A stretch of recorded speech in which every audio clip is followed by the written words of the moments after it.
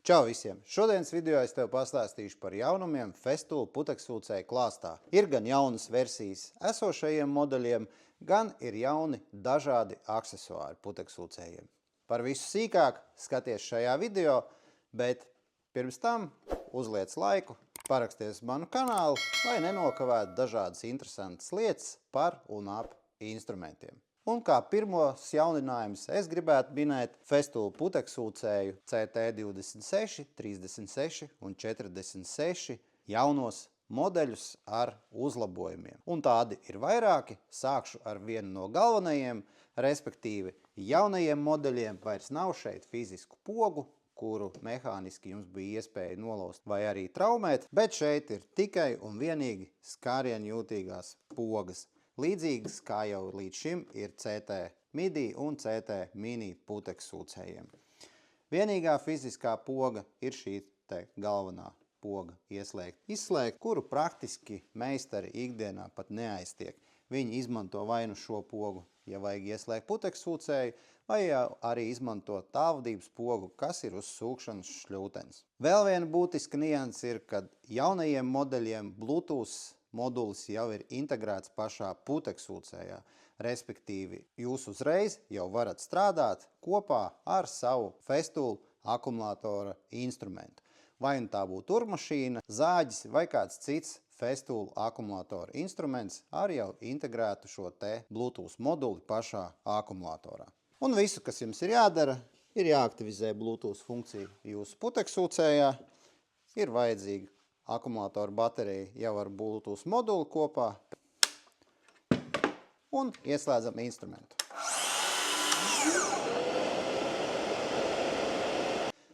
Instruments ir savienots ar puteksūcēju un gatavs darbam.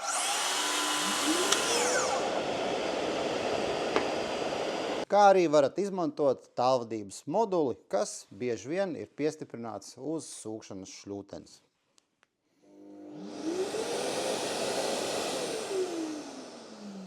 Izcils aksesuārs, ja jums ir darbs jāveic, piemēram, uz trēpēm. Pats ikdienā praktiski izmantoju tikai šo tālvadības ieslēgšanas metodi un ļoti augstu novērtēju šādu funkcionalitāti. Līdz ar to puteksūcējiem ir palielinājusies funkcionalitāte un jūs vienlaicīgi varat izmantot šo puteksūcēju, darbinot gan vada instrumentu auto režīmā, darbinot ar tālvadības pulti, ieslēdzot mehāniski, vai arī automātiski palaižot ar jūsu akumulātoru instrumentu. Bet ar to vēl nav viss. Kā viens no jauninājumiem ir aksesuārs puteksūcēju modeļiem CT26, CT36 un CT48, kas ir ražoti no 2025. gada, respektīvi no šī gada. Ir šādi te viegli uzliekami un noņemami elektrības moduļi. Viena versija, kurā ir divas rozetes, otra versija, kurā ir rozete un gaisa pievads. Un kā tas izskatās? Ir šis stiprinājums, kuram ir gumijas siksniņi. Līdzīgi kā siksniņi, kas ir paredzēta uz sūkšanas šļūtenes tālvadības pogai. Puteksūcēju virspusē ir divas sēžas, kas ir paredzētas šiem te stiprinājumiem. Liekam viņus tur iekšā. Un ar šo siksniņu mēs nofiksējam stiprinājumu. Tālāk ņemam elektrības moduli un nofiksējam uz puteksūcēju. Turās stingri, ja nu mums viņu nevajag pēkšņi, mēs varam ērti uzspiežot šo te mēlīti, izņemt viņu ārā. Uzliekam un iestiprinam. Lai moduls darbotos pilnvērtīgi, viņš jāsavieno savā starpā ar puteksūcēju, izmantojot Bluetooth. Pats modulis arī vadās ar Bluetooth, bet jau ar tālruņu, izmantojot Festool aplikāciju. Diemžēl Baltijā pagaidām aplikācija vēl nav pieejama. Vai arī varat slēgāt viņu manuāli. Un ar šī moduļa palīdzību jūs savam Festool puteksūcējiem iegūstat daudz lielāku funkcionalitāti. Pirmkārtām, jūs varat pieslēgt jau divus vienlaicīgi vada instrumentus. Tādējādi jums nav katru reizi jānāk un jāpārsprauž rozetē vienā vai nu viens vai otrs vada instruments. abi divi strādā auto režīmā, vai arī nospiežot šo pogu, jūs otru rozeti pārslēdzat manuālā režīmā. Jūs varat izmantot viņu gan kā elektrības pagarinātāju, gan kā rozeti, kurā lādēt telefonu, vai arī jūsu akumulātoru baterijas iekontaktējot šajā rozetē, puteksūcējs netiks automātiski ieslēgts. Kā arī otra moduļa versija, kurā viena ir rozete un otrs ir pneimo pievads, tajā brīdī, kad jūs ieslēgsiet savu pneumatisko instrumentu, piemēram, slīpmašīnu, automātiski ieslēgsies arī puteksūcējs. Jūs varēsiet šādu auto funkciju izmantot vienlaicīgi gan pneumatiskiem instrumentam, vada instrumentam, Bluetooth tālvadībai vai arī jūsu Festool akumulātoru instrumentam. Jums nevajadzēs katru reizi skriet pie puteksūcēja, lai ieslēgtu viņu vai arī pārslēgtu kādu no šiem te instrumentiem, kurus jūs ikdienā izmantojat. Kā arī jaunā versija saglabā Festool instrumentu kastu stiprinājumus, abus veidus, gan veco ar šīm te saucamajām austiņām, kurā jūs varat uzlikt šīs te vecās paaudzes kastes, tādējādi transportējot tai skaitā arī makitas kastes, Macpackus jūs varat uzlikt, kā arī jaunās paaudzes sistainerus ar T-loku. Festool puteksūcējiem CT26 modeļiem būs līdz šim nebijusi modifikācija un sauksies Floor. Festools ir padomājis arī par ļoti prasīgiem meistariem attiecībā pret darba tīrību un kvalitāti, un šī versija atšķirsies no citām versijām ar to, kad komplektācijā viņai nāks šādas te bahilas, kas ir paredzētas puteksūcējiem 26. un 36.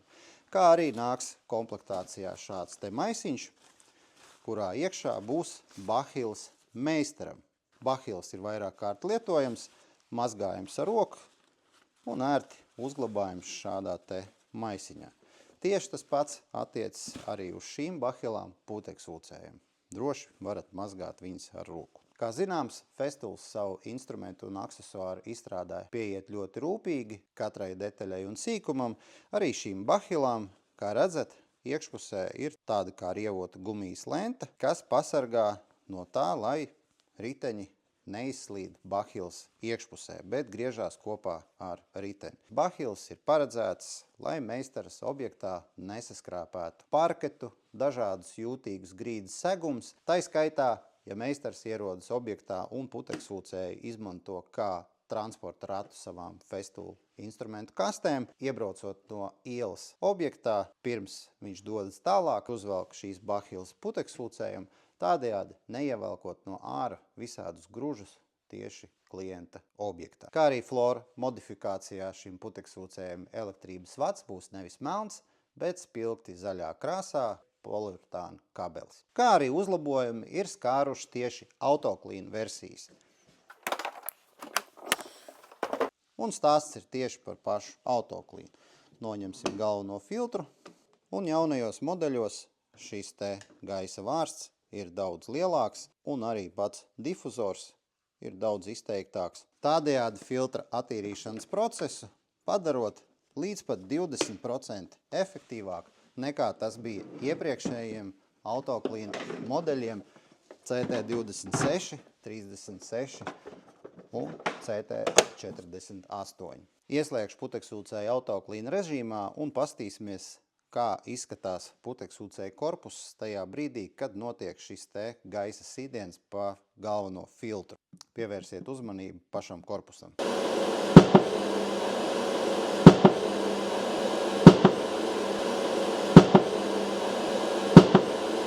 Kā redzējāt, pat pats korpus noraustās, autoklīns Festool puteksūcējiem ir izteikts un ļoti spēcīgs. Ir sanācis šo autoklīnu funkciju paskatīties arī citu ražotāju puteksūcējiem, un jāsaka, ka Festoolam viņš ir visizteiksmīgākais un visjaudīgākais. Kā redzējāt tajā brīdī, kad notiek šis te process, kad gaiss tiek uzsists pa šo te galveno filtru, tad korpus burtiski tā kā palokās līdzīgi kā cilvēks, kad ievelk plaušās svaigu gaisu, tad krūškurvis izplešās un saraujās. Kā saka, putekļsūcējs arī nokrata putekļus un var ievilkt gaisu un sūkt ar pilnīgi citu jaudu atkal. Un neliels padoms tie, kas ikdienā lieto putekļsūcēju, cik esmu pamanījis, šo niansi nezina arī daudzi profesionāli meistari. Un kur ir tā būtiskā nianse? Profesionālie putekļsūcēji ir paredzēti dažādu putekļu sūkšanai. Tie ir gan silikāta veidīgie putekļi, dažādi cementi, ģipši, ķieģeļi un tādi materiāli, kā arī putekļsūcējs izmanto daudz galdniecībā, kurā ir skaidas, un mūžīgais jautājums, kā labāk izmantot, ar maisu vai bez. Skaties, parādīšu. Ja tava ikdiena ir saistīta ar telpu uzkopšanu, ar galdniecību, mēbeļniecību vai putekļi, kas ir saistīti ar koku, skaidas un tam līdzīgi, tad viennozīmīgi putekļsūcējs ir jāizmanto tikai un vienīgi ar putekļu maisu. Savukārt, ja tava darba ikdiena ir saistīta ar dažādu urpšanu cementā, betonā, ķieģelī, betona zāģēšana, reģipša zāģēšana, urpšana, reģipša slīpēšana, sienu slīpēšana, tad viennozīmīgi šādus putekļsūcējus jūs izmantojat bez maisa. Kāpēc? Tāpēc, ka visi šie smalkie putekļi, kas ir no cementa, reģipša un tādu veidu materiāliem, ļoti ātri aizsit šo maisu poras. Līdz ar to jums būs situācija, ka maiss vēl ir pustukšs, bet putekļsūcējam sūkšanas jauda ir zema. Savukārt, ja jūs sūksiet ar savu putekļsūcēju koku skaidas, neizmantojot šo maisu, tad galvenajā filtrā šīs skaidas saķerās, un šajā pusē filtram ir smalka membrāna, no kuras šīs skaidas ārā dabūt ir ļoti, ļoti grūti. Un tad, ja jūs viņus plēšat mehāniski, jūs arī traumējat šo te membrānu galvenajam filtram, un automātiski jums ir iespēja, kad šie putekļi sāks nokļūt jūsu putekļsūcēju dzinējā. Kā arī, ja jums ir putekļsūcējs ar to saucamo autoklīnu funkciju, tas, kurš darba procesā pats šo galveno filtru attīra, tad viņam arī nav iespējas veikt šo te uzdevumu, jo viņš nevar izdauzīt šīs te koksnes skaidas. Protams, ja tu negribi nodarboties ar visām šīm lietām, kas ir galvenā filtra tīrīšana, putekļu maisu mainīšana, tad tu vari izmantot Festool ciklonu, ko nostiprina uz putekļsūcēju, un tādējādi vienkārši tikai izbērt pašu ciklonu, plus tu vari redzēt, cik daudz viņā putekļu konkrētajā brīdī ir. Ja tev ir kaut kādi jautājumi par konkrēti Festool kādu no putekļsūcēju modeļiem, raksti komentārā, uztaisīšu video atbildi. Jaunās šīs te putekļsūcēju versijas būs pieejams pārdošanā jau no šī gada februāra. Tiem, kam interesē, noteikti meklējiet pie saviem dīleriem. Ja jums šis video likās noderīgs un interesants, liekat laiku, parakstaties uz kanālu, lai uzzinātu daudz dažādas interesantas lietas plašajā instrumentu pasaulē. Uz tikšanos nākamajos video par instrumentiem. Čau!